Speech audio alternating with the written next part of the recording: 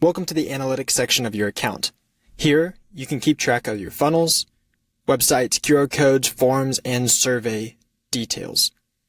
This is going to track some of the key metrics such as page views, opt-in rates, the sales, opt-in conversion rates for each one of these tools inside of your account.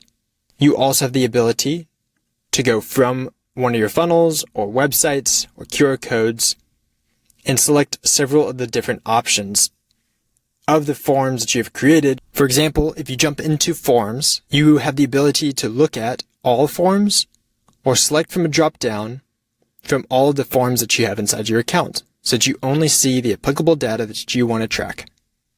In our case, we can see that all of the forms during the pre-selected time period, which is 90 days, we can also change it to 7 days, 14 days, or a custom period. Make sure to click confirm after you have selected the desired period.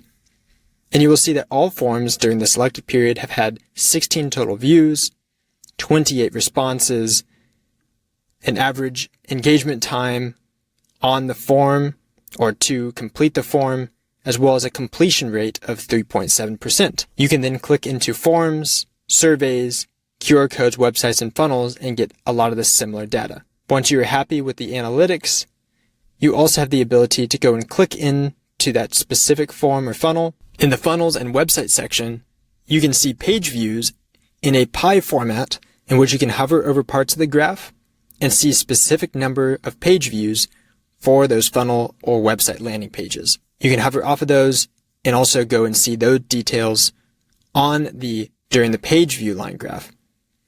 If you want to see only page views, click on page views or unique page views to turn on and off those sections on your line graph.